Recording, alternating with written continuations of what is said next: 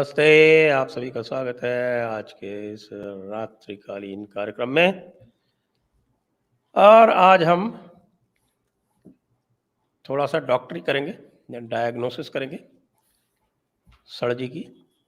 और उस डायग्नोसिस के लिए और उपाय सुझाने के लिए हमारे साथ हैं ओंकार चौधरी जी और विजय सरदारा जी।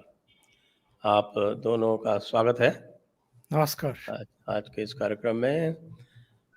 ये केजरीवाल को कौन सी बीमारी है ओंकार जी?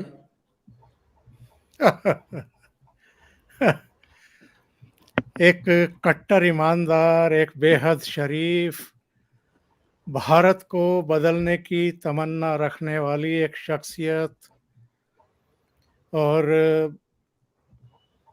कितने लोग पीछे पड़े हुए हैं इस निरीह प्राणी के, जो मतलब इतने बड़े बड़े मंसूबे बना करके आया था कि मुझे सब कुछ बदल देना है, राजनीति की परिभाषा बदल देनी है, भारत को नंबर 1 बनाना है, और जितनी गंदी मछलियां हैं राजनीति में अलग अलग दलों में, उन सब को निकाल करके इस तालाब से बाहर फेंक देना है ताकि वो तड़प तड़प करके मर जाएं। अब वो सब तो करने नहीं दे रहे हैं लोग उनको। कभी सीबीआई को पीछे दौड़ा देते हैं, कभी ईडी को पीछे लगा देते हैं। अलग अलग राजनीतिक दलों के लोग भी उनको निरुत्साहित करते हैं, उनके पीछे पड़े रहते हैं, प्रेस कॉन्फ्रेंस। और अब तो हद हो गई। ठीक है, मेन स्ट्रीम का मीडिया जो है वो मोस्टली अरविंद केजरीवाल ने अपनी जेब में रख लिया था, लेकिन अब ये यूट्यूबर पीछे पड़े हुए हैं, पता नहीं कहाँ कहाँ से आ जाते हैं। और यहाँ तो 3 यूट्यूबर ही बैठे हुए हैं। तो वो जो हैं वो अरविंद केजरीवाल के पीछे पड़ गए हैं। तो मुझे लगता है कि उनके साथ बड़ा अनजस्टिस हो रहा है, ठीक नहीं है। एक बेहद शरीफ किस्म के, बेहद कट्टर किस्म के एक ईमानदार आदमी के पीछे इस तरीके से पड़ा जाए। और जब ऐसी सिचुएशन आ जाती है, मतलब उनके मन में तो बहुत कुछ करने की थी ना। अल्टीमेटली प्रधानमंत्री बनने की भी उनकी हार्दिक इच्छा थी, जो लोग पूरी नहीं होने दे रहे हैं। कुछ तो इस देश की जनता ही बेवफा है। 2014 में भी उन्होंने काफी प्रयास किया था, 434 लोकसभा सीटों पर अपने प्रत्याशी खड़े कर दिए थे। यह अलग बात है कि बाद में उन्होंने योगेंद्र यादव के सिर पर जो है जूते मारे, ये कह करके कि इसकी सलाह से मैंने 434 प्रत्याशी उतार दिए थे, वरना मैं तो अपनी औकात जानता हूं कि क्या थी मेरी। तो 2014 में नहीं चल पाए, बनारस में भी नहीं जीत पाए थे, हार गए, षड्यंत्र करके हरवा दिए। कुछ विपक्षी दलों ने, कुछ दूसरे लोगों ने और कुछ बनारस की जनता ने उनका साथ नहीं दिया। तो सभी मिलजुल करके इनके पीछे पड़े हुए रहे हैं। अब इसके बावजूद उनकी कामयाबी की प्रशस्ति तो हम लोग करते नहीं हैं। तीसरी बार दिल्ली के आखिर मुख्यमंत्री बने हैं, कुछ तो क्वालिटी होगी ना उनमें। और पंजाब में भी सरकार बना ही ली, तो ये उनकी मतलब विश्वसनीयता, उनके प्रति लोगों का अगाध विश्वास, ये सब तो दर्शाता ही है कि एक के बाद एक अलग अलग राज्यों में उनको वोट ऑफ परसेंटेज भी ठीक ठाक मिला। और अल्टीमेटली अब तो आप नहीं कह सकते कि वो कोई हल्के फुल्के नेता हैं, आखिर राष्ट्रीय पार्टी के अध्यक्ष हैं वो, संयोजक हैं वो, तो उनको सीरियसली तो लेना पड़ेगा ना। अब कोई उनका 45 करोड़ का जो है बंगले के रिनोवेशन का लेकर के आ जाता है और धारावाहिक रूप में उसको चलाता है, कोई सत्येंद्र जैन की बात करने लगता है, कोई मनीष सिसोदिया की बात करने लगता है, और अब तो सीबीआई इनको भी डरा रही है। इनको बुला लिया पूछताछ के लिए, 9.5 घंटे इनसे इंट्रोगेट किया सीबीआई ने। ये ठीक बात नहीं है। तो अरविंद केजरीवाल के साथ जो कुछ उनको काम करने नहीं दिया जा रहा, वो दिल्ली की इतनी सेवा करना चाहते थे, दिल्ली को पेरिस बना देना चाहते थे। अब आप देखिए, ना तो प्रधानमंत्री नरेंद्र मोदी उनको काम करने देते, अक्सर आकर के उनकी कलम पकड़ लेते हैं, फाइलों पे सिग्नेचर नहीं करने देते। एलजी का ये हाल है कि चाहे अनिल बैजल हो, चाहे नजीब जंग हो, या अब ये सक्सेना साहब आ गए हों, एक के बाद एक सारे एलजी इनके पीछे पड़े हुए हैं, मतलब काम नहीं करने दे रहे उस आदमी को।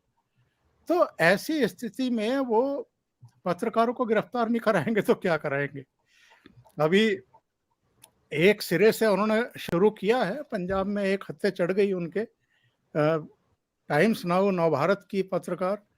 अब देखिए आगे अगर आप लोग नहीं काम करने देंगे तो ये गाज तो बहुतों पे गिरेगी अभी। ये तो बड़ा शोचनीय विषय है कि सर जी जैसे कट्टर ईमानदार, अब इसमें ये नहीं समझ में आ रहा है कि ये जो ईमानदार की परिभाषा है, ये वो वाली तो नहीं है जो ईमान का असली मतलब होता है। आपको पता होगा विजय जी, ईमान का मतलब होता है फेथ इन इस्लाम। तो ईमानदार, जब उन्होंने कहा मैं कट्टर हूँ और ईमानदार हूँ, तो इसका मतलब तो ये हुआ कि वो इस्लाम के कट्टर फॉलोअर हैं। लिटरल मीनिंग तो इसका यही होता है। अब आप ये बताएं कि जो भी उनके कार्यकलाप हैं उससे लगता भी यही है कि वो इस्लाम के ही कट्टर फॉलोअर है, बाकी तो और वो कुछ करते दिखते नहीं। आपने सबसे पहले सर आपके और ओंकार जी को, सभी दर्शकों को मेरा प्रणाम।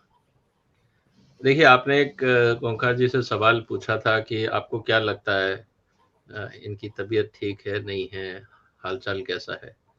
देखिए सर, मेरा एक्सपीरियंस तो वेटनरी साइंस का है।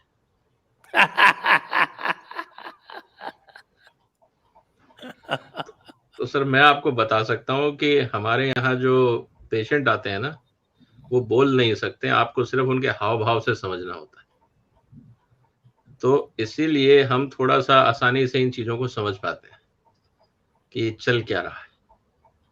और कभी कभी ये लगता है कि दिल्ली सरकार के जो वर्ल्ड क्लास हॉस्पिटल हैं, उसमें केजरीवाल साहब का एक बार थॉरो साइकेट्रिस्ट डिपार्टमेंट में एक बार, जैसे मैं कहूँगा कि प्रॉपर उनका डायग्नोसिस हो जाए, ऐसा नहीं हो कि बाद में ये मर्ज इतना बढ़ जाए कि लाइलाज हो जाए।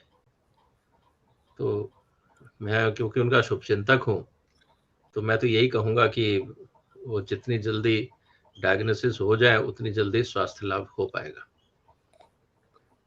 तो एक तो स्थिति ये है सर।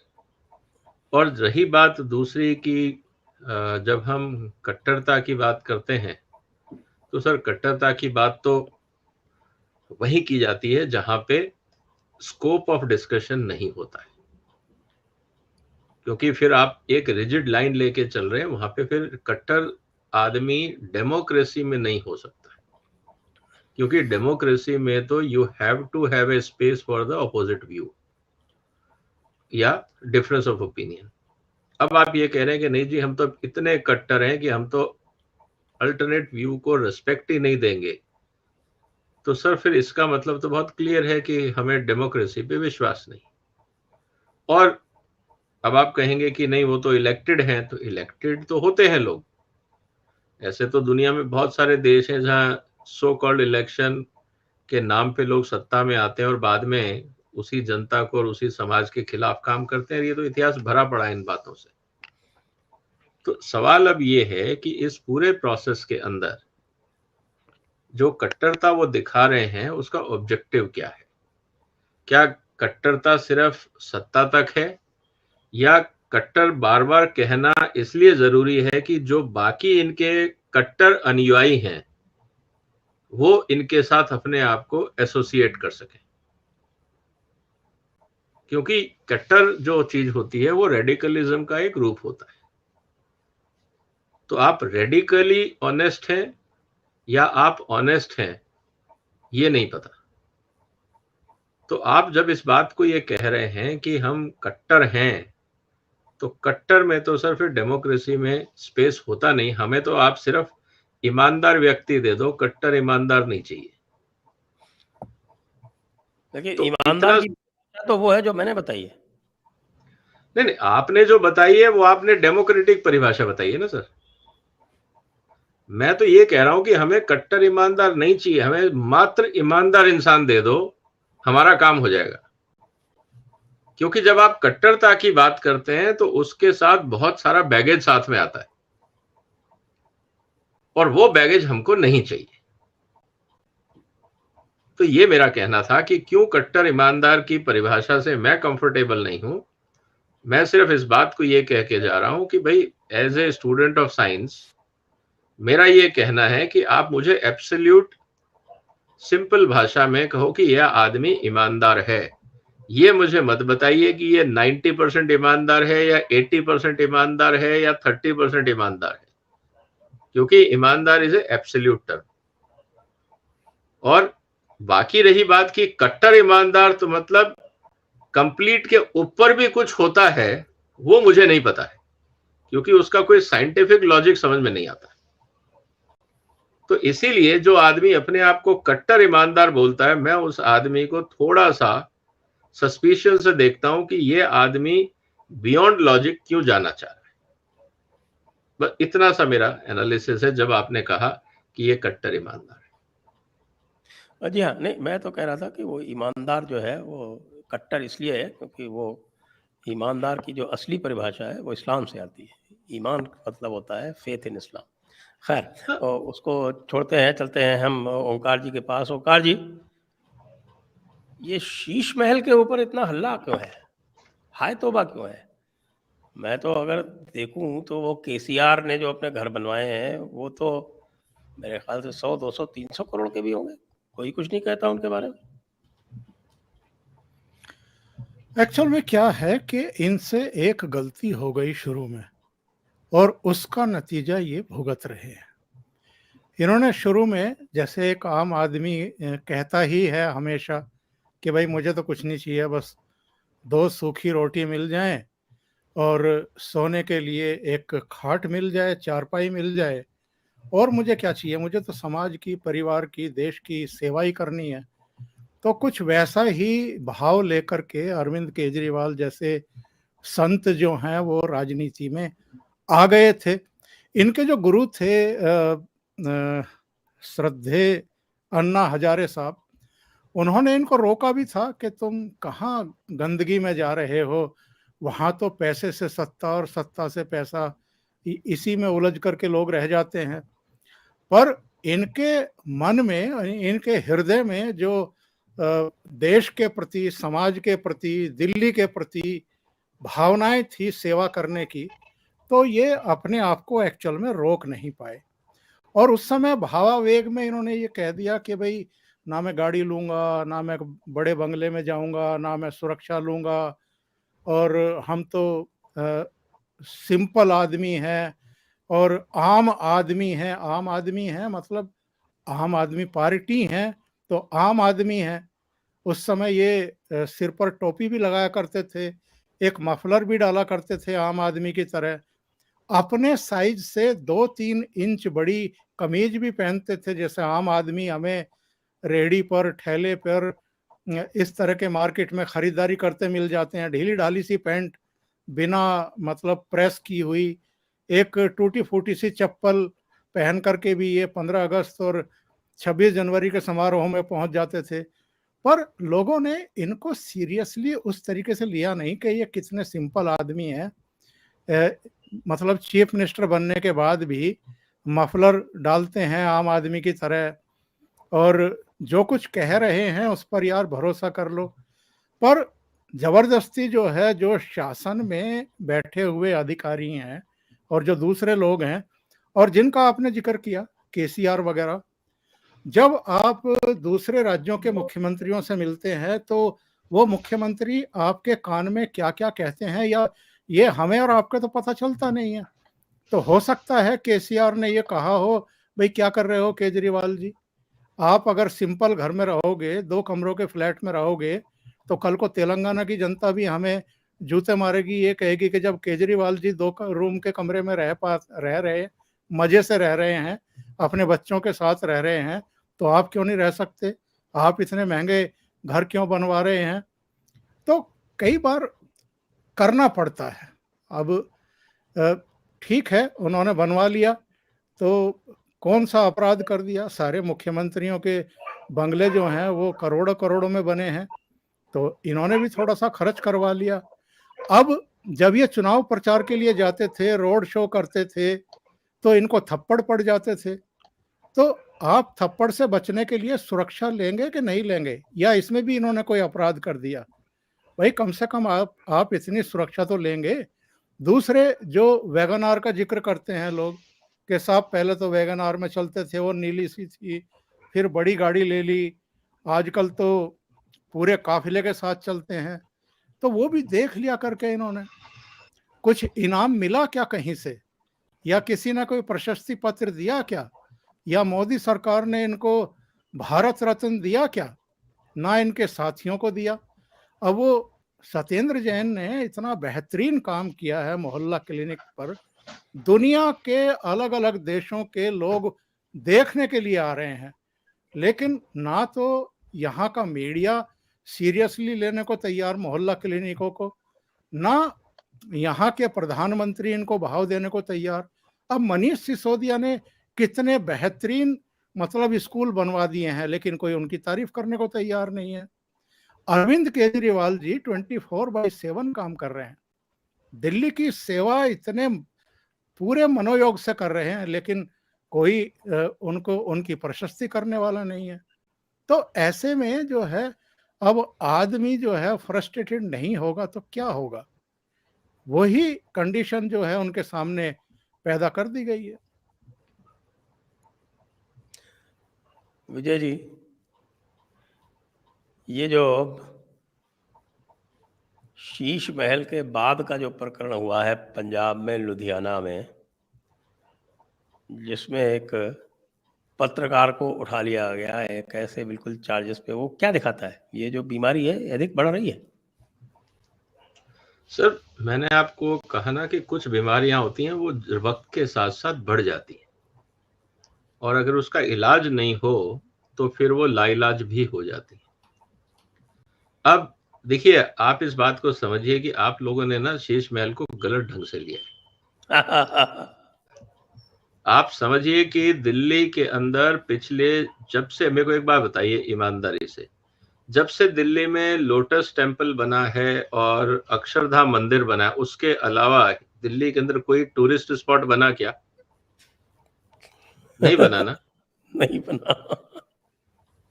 और आप बार बार ये कह रहे हैं कि दिल्ली की इकोनॉमी को बढ़ाया जाए, तो सर जब एक कब्रिस्तान के ऊपर, जो कब्रिस्तान है आप उसको ताजमहल बोल सकते हैं, क्योंकि कब्रिस्तान मतलब वहां तो कब्र है ना ताजमहल में। जब आप समझिए इस बात को कि जब कब्रिस्तान के ऊपर पूरी दुनिया से लोग देखने आते हों कि कितनी सुंदर बिल्डिंग बनी है, तो सर एक जीते जागते सीएम का हाउस देखने के लिए लोग नहीं आएंगे, चाहे वो बाहर से ही देख के चले जाएं। आपको याद होगा बॉम्बे के अंदर अगर आप गए हों तो बॉम्बे में जहां पे जुहू में अमिताभ बच्चन का घर है, वहां भीड़ लगती है रोज। इवन जो लोग बॉम्बे में पहली बार आते हैं ना, वो भी जाके संडे को सुबह जब उनका एक वो दर्शन कार्यक्रम है, वो 5-7 मिनट के लिए आते हैं अपने फैंस को शक्ल दिखाने और हाथ हिलाने अपने गेट पे, और वो बाकायदा प्रोग्राम है उनका। अब चाहे आदमी पूरी दुनिया से कहीं पे भी आया हो, अगर आप अमिताभ बच्चन फैन है तो आप संडे का वो स्लॉट निकालने की कोशिश करते हैं कि यार एक बार मैं पर्दे की जगह फेस टू फेस तो हो जाऊं। और हो सकता है कि उसके लिए उनको एक रात किसी 5 स्टार होटल में रहना पड़े। तो सोचिए आप बॉम्बे की इकोनॉमी कितनी बढ़ रही है just because of Amitabh Bachchan house and his location there. तो जब आप दिल्ली के सीएम का बंगला बनवाएंगे जो अपने आप में एक मॉन्यूमेंट हो, और सीएम साहब छत पे खड़े होके हाथ हिलाएं, आप समझते हैं कितना बड़ा एक 45 करोड़ क्या होता है सर? 45 करोड़ में तो आप हर हफ्ते इतने लोग ट्रेवल करेंगे दर्शन के लिए कि आपकी एयरलाइंस होटल्स के अंदर से आपको जीएसटी मिल जाएगा। तो इस बात को आपको थोड़ा विस्तार से समझना चाहिए। आप लोग ना बहुत मायोपिक व्यू में देखते हैं, आप लॉन्ग टर्म विजन नहीं देखते हैं। वो देश बदलने चले हैं, और ये तो कहा ही जाता है ना, चैरिटी बिगिंस एट होम। मैं कुछ और कर देता, फिर आप हमें उपदेश देते कि खुद तो गंदे से घर में रह रहे हो, देश सुधारने चले हो। पहले आप खुद को तो सुधारो। तो जब मैं खुद को सुधारता हूं तब आप कहते हैं कि आप खुद को सुधार रहे हो, आप देश नहीं सुधार रहे हो। तो मतलब we people of India are very crazy, इसीलिए हम लोगों को ना दुनियावी रिस्पेक्ट नहीं देती है। तो ये बात हमको समझनी होगी। और रही बात कि जब से शीश महल में इतना प्रकरण हुआ, अब आप सोचिए, आज से पहले किसी को पता लगा था कि वियतनाम में इतना बढ़िया मार्बल होता है? शाहजहां को भी नहीं पता था, नहीं तो वो भी ताजमहल में लगवा लेता। तो जब आप ग्लोबलाइजेशन की बात कर रहे हो, भारत दुनिया की आर्थिक व्यवस्था से जुड़ा हुआ है, जब हम इंटरनेशनल ट्रेड में हाथ नहीं बटाएंगे तो दुनिया में प्रोस्पेरिटी कैसे होगी? और फिर आप बात करते हो बार बार कि वसुधैव कुटुंबकम। तो यार, मैंने अपने एक दोस्त से मार्बल मंगवा लिया, आफ्टर ऑल दिल्ली के पास सरप्लस बजट है, उस पैसे का मैं करूंगा क्या? हर बार जब से हम सत्ता में आए हमारे पास सरप्लस बजट है, हमें समझ ही नहीं आ रहा उसका करना क्या है। अब आप ये बोलते हैं कि सड़कें टूटी हुई है, वो एमसीडी का काम था, वो बीजेपी को करना चाहिए था। अब G20 के लिए दिल्ली को आप ब्यूटीफाई कर रहे हो, तो हमने थोड़ी कहा था G20 करो, मोदी जी लेके आए हैं जिम्मेवारी, तो खुद खर्चा करें, हमसे क्यों करवा रहे हैं? हमारे पास तो सरप्लस बजट है, तो हम उसका क्या करें? तो आपको जब तक जमीनी हकीकत नहीं समझ में आएगी, आप लोग एलिगेशन लगाएंगे। तो ये प्रॉब्लम हो गई है केजरीवाल साहब को कि उनकी जो ऑनेस्ट अप्रोच है उसको कोई समझ नहीं पा रहा। और उस बुखलाहट में जब वो आज 50 मोहल्ला क्लिनिक इनॉग्रेट करने चले गए जलंधर, तो वहां पे जब आप फिर पहुंच जाते हो, वहां पे आपके पत्रकार लोग कि सर ये बताइए कि शीश महल का क्या हाल है। अरे भैया, वो शीश महल दिल्ली में है, यहाँ मैं पंजाब में आया हूं, मैं कुछ और काम करने आया हूं, यू आर डिस्टर्बिंग। तो गुस्सा तो आएगा ना सर आदमी को। और जो आदमी अच्छे काम में रोड़ा अटकाता है, जो समाज के भले के काम नहीं होने देता, उसको हम क्या बोलते हैं? Anti social element. तो वो जो पत्रकार थी, जो अच्छे काम में टांग अड़ाने के लिए गलत सवाल पूछ रही थी, तो वो तो एंटी सोशल एलिमेंट है। और एंटी सोशल एलिमेंट कानून के हिसाब से कहां होना चाहिए? जेल में। तो हमने तो सही जगह पहुंचा दिया उनको। तो सवाल अब ये है कि अगर पत्रकार एंटी सोशल एलिमेंट की तरह उल्टे सीधे सवाल करेंगे और भावनाओं को नहीं समझेंगे, चाहे आपका नाम भावना हो, आप कैसे उम्मीद करते हैं कि हम इस तरह के गुनाह को माफ कर दें? और आफ्टर ऑल पुलिस किस लिए है? दिल्ली में आपने पुलिस दी नहीं तो हम कुछ कर नहीं पाए। अब पंजाब में पुलिस है, अगर उसका सदुपयोग नहीं होगा तो पुलिस का क्या फायदा? तो ये सब कॉम्प्लिकेटेड सब्जेक्ट है सर, जो आम आदमी के बस की बात नहीं है समझना। ये बड़े लोगों की बड़ी बातें हैं। हाँ, ये बात सही है, आम आदमी को चुपचाप टैक्स देना चाहिए, क्योंकि आप इस देश में पैदा हुए हैं और ये आपकी मजबूरी है यहाँ रहना। जब आप मजबूरी में रह रहे हैं तो टैक्स देना भी आपकी मजबूरी है। उसके बाद हम उसका क्या करते हैं, आपको क्या लेना देना? आप अपना काम करिए, हम अपना काम कर रहे हैं। तो ये बात है। और जो केजरीवाल साहब कर रहे हैं वो बहुत सही है, क्योंकि इस मानसिक स्थिति में और क्या उम्मीद कर सकते हैं आप? कितना आदमी पेशेंस रखेगा सर? कभी ना कभी, आफ्टर ऑल इंसान है, भगवान तो हूं नहीं। कोशिश कर रहा हूं कि थोड़े समय बाद गांधी जी से बड़ी स्टैचू दिल्ली के हर नुक्कड़ कॉर्नर पे लग जाए। हो सकता है कि हर मोहल्ला क्लिनिक के ऊपर एक स्टैचू भी लग जाए, तो पॉसिबल है। लेकिन अभी आप लोग उस दिशा में बढ़ने नहीं दे रहे हो, तो ये एक समस्या है। तो जो हो रहा है वो बिल्कुल उसी डायरेक्शन में हो रहा है जिस डायरेक्शन में सोचा गया था। तो इसमें कोई अतिशयोक्ति नहीं है। हाँ, जो लोग नासमझ हैं वो ये कहेंगे कि ये गैर कानूनी है, तो वो आपकी समझ हो सकती है। केजरीवाल साहब के हिसाब से he is on the right track, he is doing what is destiny is telling him to do, and he is the future of India. अब वो जेल के अंदर या बाहर, वो मुझे नहीं पता। ओंकार जी, ये जो पत्रकार को पकड़ा गया लुधियाना में, जलंधर में नहीं, शायद लुधियाना में, जी हाँ, लुधियाना। तो आप ये देखें कि अभी कुछ ही दिन पहले एक फर्जी सा प्रेस फ्रीडम इंडेक्स जारी हुआ है।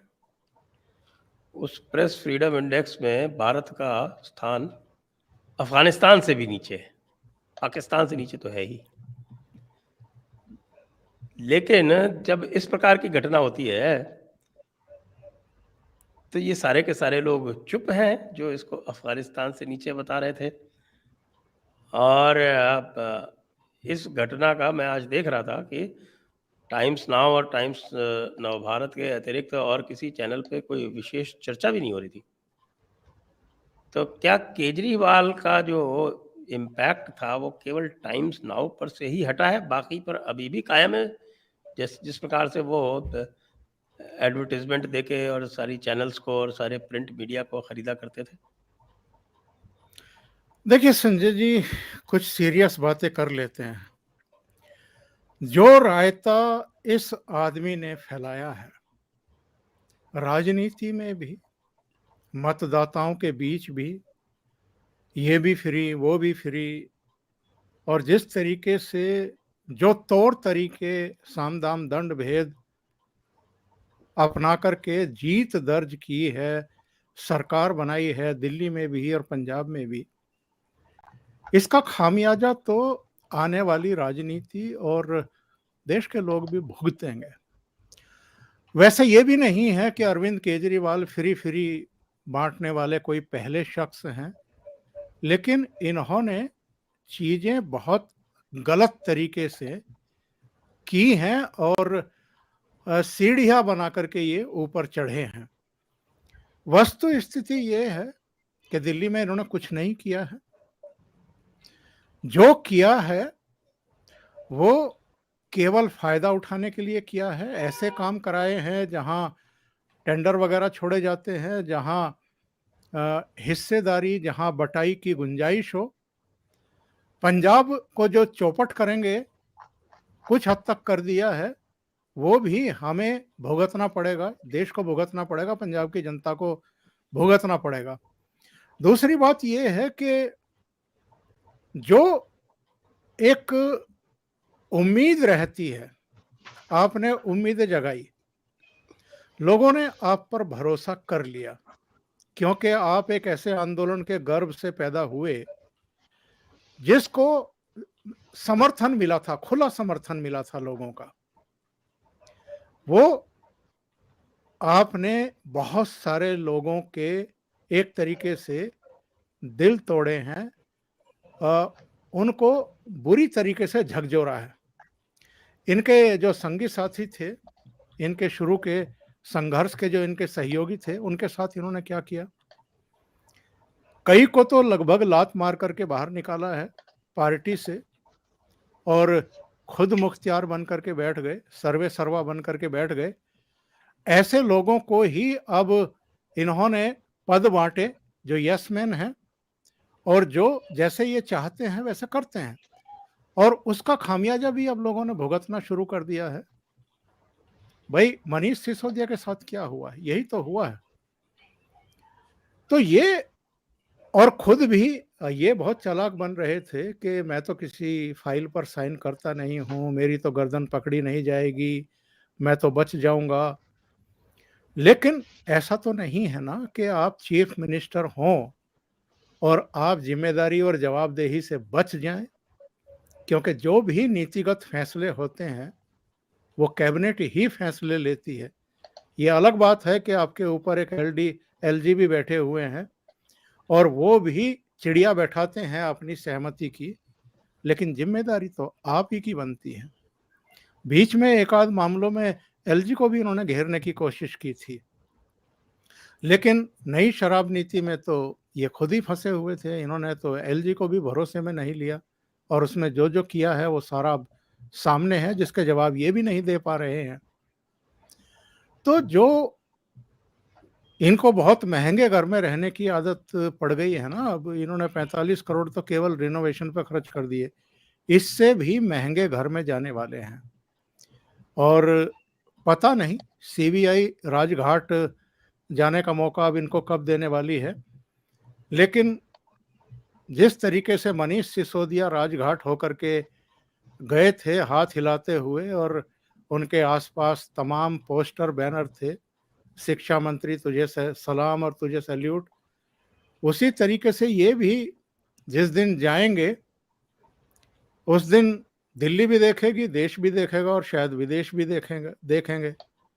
अरविंद केजरीवाल ने जितनी चालाकियां की हैं, कट्टर ईमानदार बताते हुए, साधारण आदमी बताते हुए, आम आदमी की टोपी पहन करके आम आदमी को ही टोपी पहनाने का जो काम इन्होंने किया है, और जिस तरीके से लोगों को एक तरीके से मैं कहूंगा कि छला है, तो वो चीजें।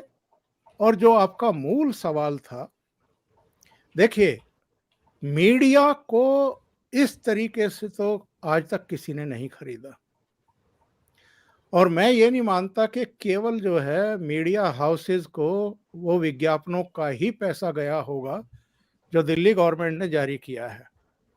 इनके पास बहुत पैसा आया है, ऐसा भी पैसा आया है जो कहीं बही खाते में नहीं है। जिस तरीके से इनकी प्रेस कॉन्फ्रेंस हो, इनके कार्यक्रम हो, इनका कुछ भी हो, वो अबाध तरीके से निरंतरता में लाइव दिखाया जाता रहा है मीडिया में।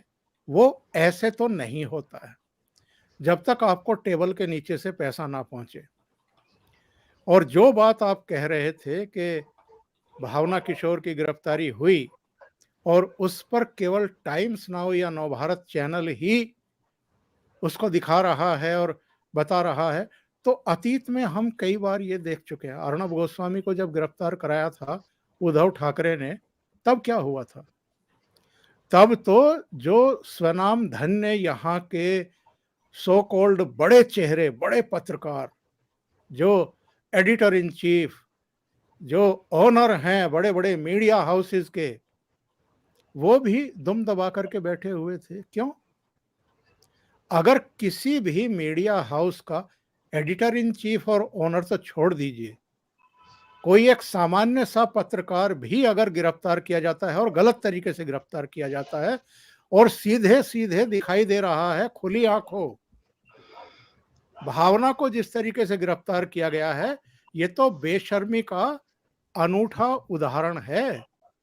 वो गाड़ी में बैठी हुई है, पिछली सीट पर बैठी हुई है, एक ड्राइवर गाड़ी चला रहा है, गाड़ी किसी को टच हो जाती है, लग जाती है, वो एक्सीडेंट हो जाता है, एक सामान्य सी क्रिया प्रक्रिया है, वो होती है।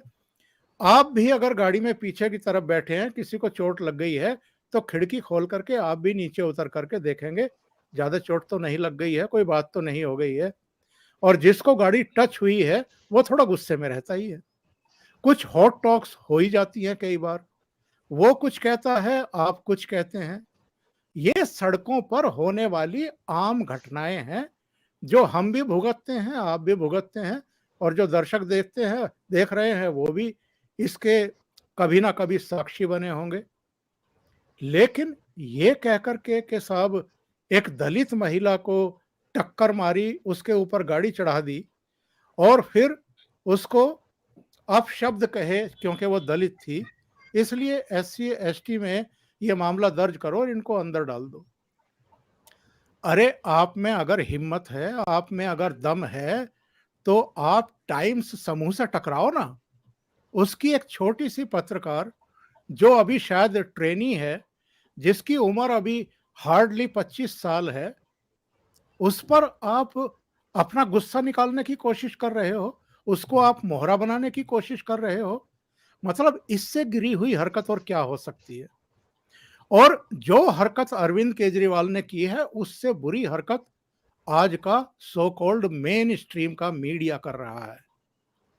आज कल अर्णब गोस्वामी के साथ हुआ था, आज भावना के साथ हो रहा है, कल को संजय दीक्षित, ओमकार चौधरी के साथ हो सकता है, परसों किसी और के साथ हो सकता है।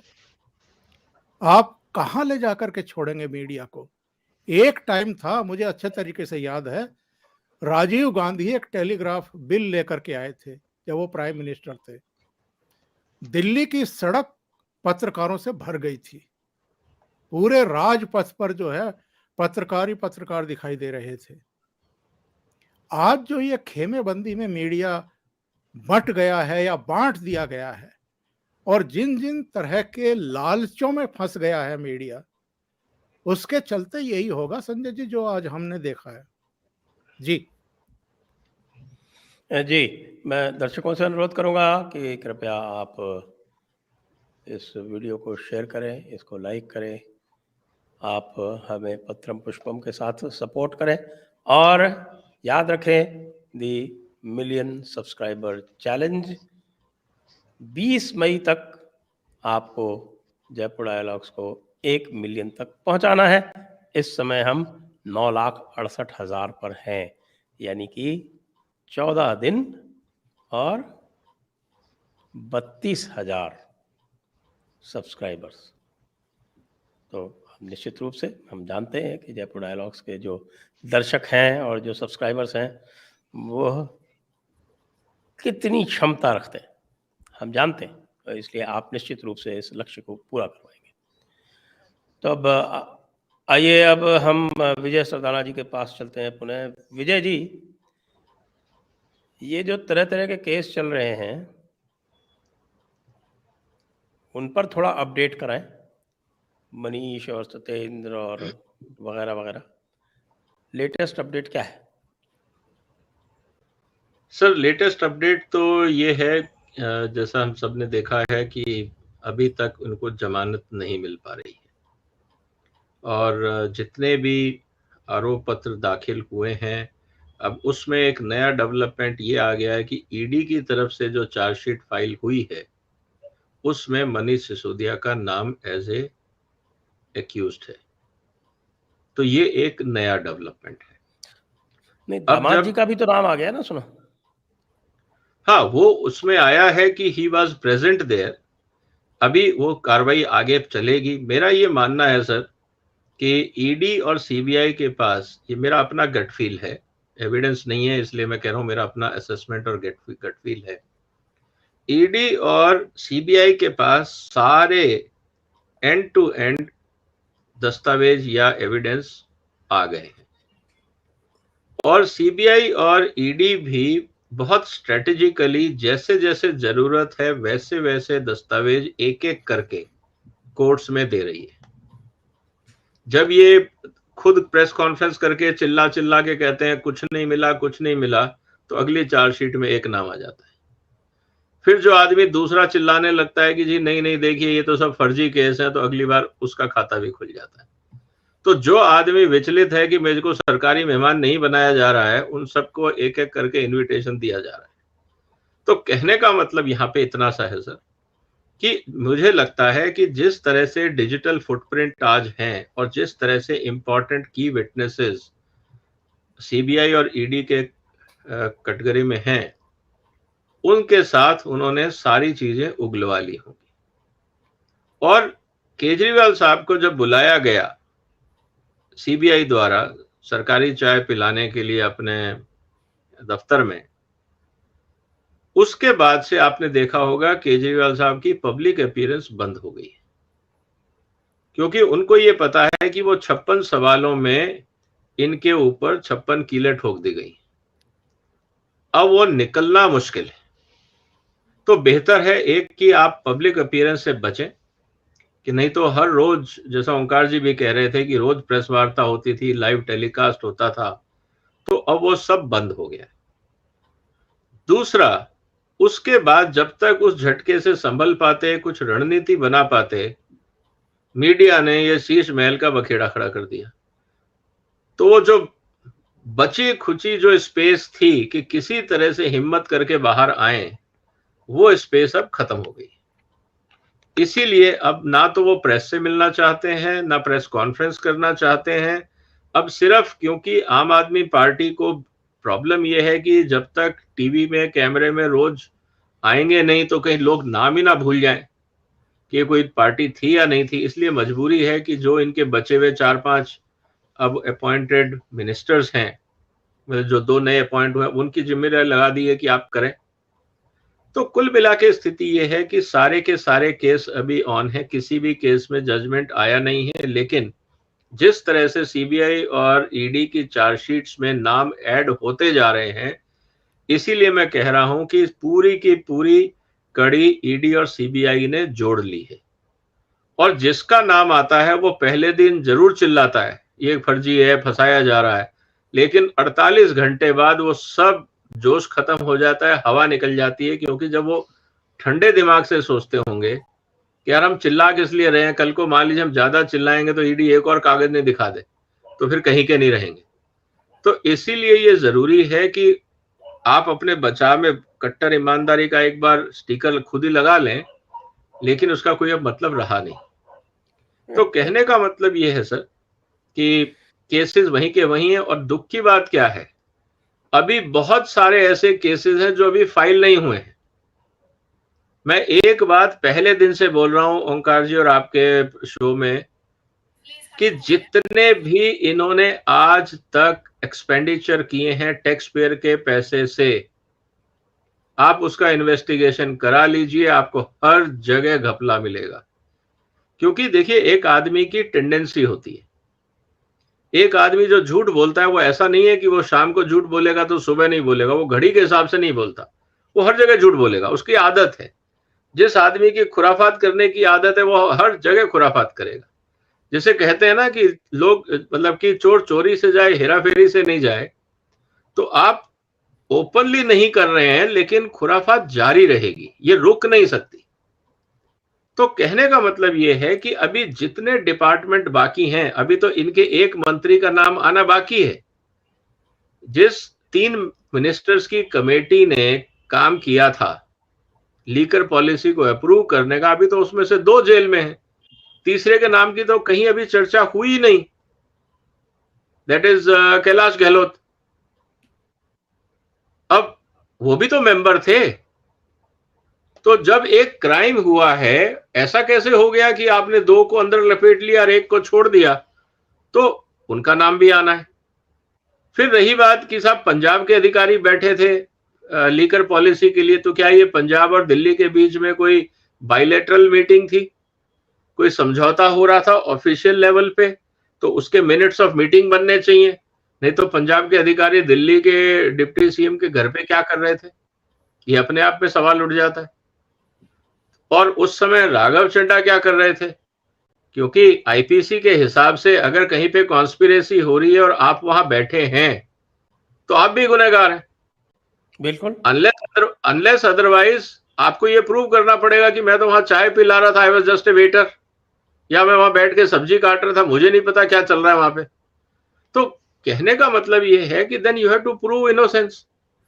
लेकिन आप उस मीटिंग में इंपॉर्टेंट पर्सन के रूप में सोफों पे बैठे हैं जहां चर्चाएं चल रही हैं, तो you are part of the conspiracy. तो ये एक नया डायमेंशन खुलेगा, इसमें कोई नई बात नहीं है, ये तो कानून कहता है। जब आर्ग्यूमेंट्स बढ़ेंगे ये चीजें अपने आप सामने आएंगी, और उसके बाद फिर पूछा जाएगा कि पंजाब के उन अधिकारियों से कि भाई साहब आपको किसने बुलाया था, क्या एजेंडा था, कहाँ है मिनट्स, किसके कहने पे आप गए, आपने अगर पर्सनली गए तो टीएडीए पंजाब सरकार ने दिया या दिल्ली ने दिया या जेब से दिया। तो कहने का मतलब ये है कि अभी तो बहुत कुछ निकलना है सर, अभी तो शुरुआत है। अभी तो इसमें जिसे वो कहते हैं ना कि अभी तो ये स्क्रिप्ट के अंदर एक एक करके किरदार की एंट्री हो रही है, अभी तो पिक्चर शुरू नहीं हुई है।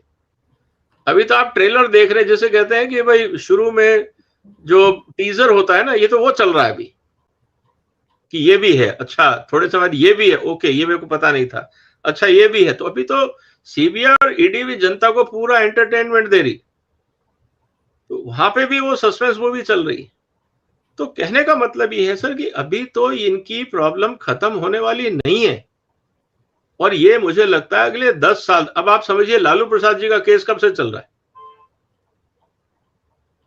तो जब उनका एक केस था चारा घोटाला, वो आज तक खत्म नहीं हुआ।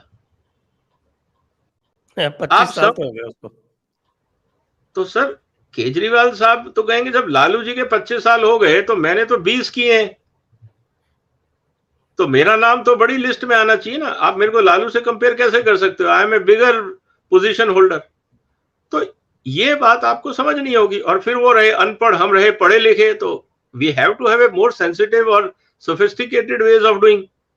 तो जब आप एक क्रूड मेथड में 25 साल लगा रहे हो तो सोफिस्टिकेटेड में कितने साल लगेंगे।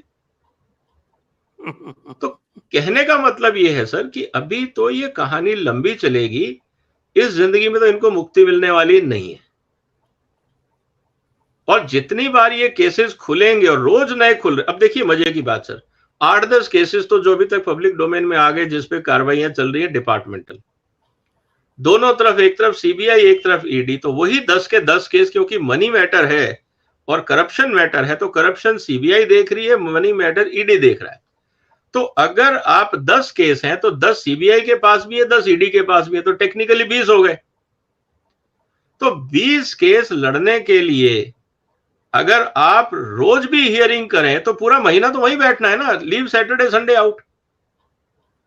तो अभी तो ये बहुत लंबी जानी है कहानी सर, तो अभी तो ये सीरियल बनना है पूरा इस पे, अभी तो उसके कई एपिसोड आने, आप देखते रहिएगा।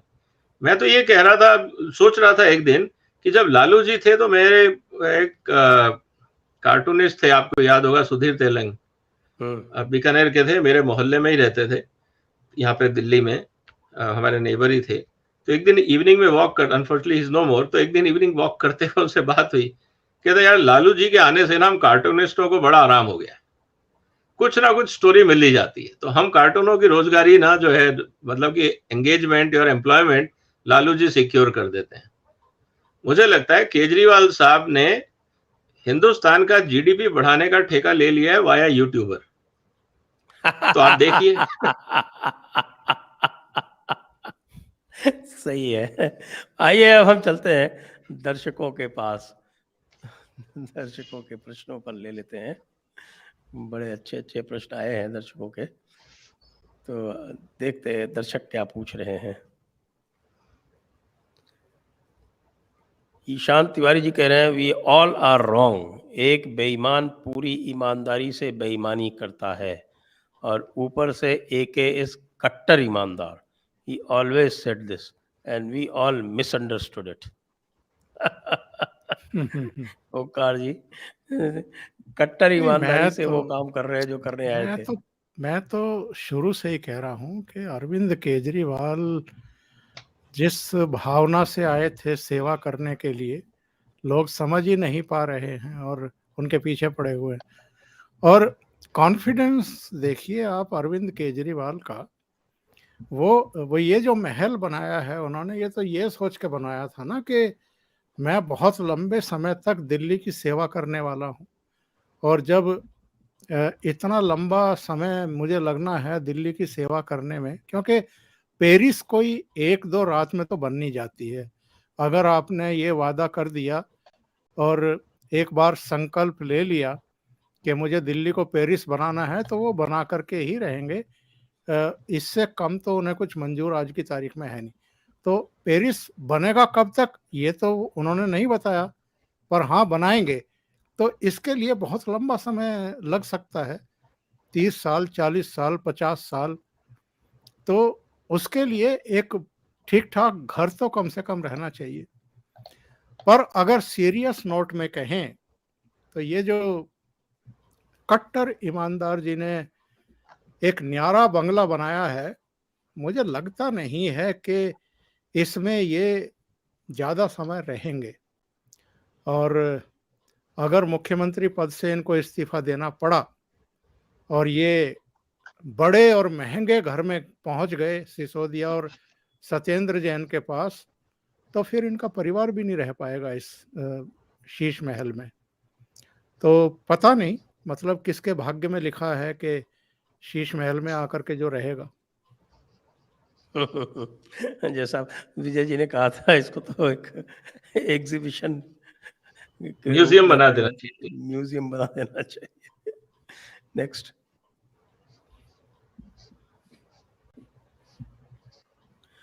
प्रभात प्रधान जी कह रहे हैं best recent example Maharashtra, when innocent people were harassed and tortured, that was the surest sign of self-destruction. Hope media groups serving corrupt political masters learn from this. ये उस भावना के अरेस्ट के संबंध में कह रहे हैं। निश्चित रूप से प्रभात जी बिल्कुल सही कह रहे हैं आप, we completely agree. Ishan Tiwari ji कह रहे हैं one line on Omkar ji का सरकाजम, आपने हमारी बेइज्जती भी नहीं की और हमारा कचरा भी कर दिया। माफी चाहूंगा अगर कचरा हुआ हो तो। पर हाँ, हम तो इज्जत नहीं, ही बढ़ा रहे थे। नहीं, हम तो सच्चाई दिखा रहे थे, वो अब कचरा निकल के आ गया तो हम क्या करें। Next Venki S. Pinnamaneni, SD Sir Pranam, why no one has filed a PIL yet? मुझे लगता है अभी लोगों के पास कागज नहीं है, जब तक कागज नहीं होगी तो PIL कैसे लगेगी। Next Kumar Kunal, wonderful roasting, धन्यवाद आपको। फिर प्रभात प्रधान जी फिर से, couldn't catch Amritpal but could catch an innocent lady। वाह, बिल्कुल सही बोला इन्होंने। और शर्मनाक देखिए कि अभी 2-3 दिन पहले अरविंद केजरीवाल जंतर मंतर पहुंचे थे और भारत की बेटियों की बात कर रहे थे। तो भावना किशोर भारत की बेटी नहीं है। लेकिन उसके पहले उन्होंने शीश महल के बाहर से पत्रकारों को धक्के देके भगाया भी था। जी जी जी बिल्कुल।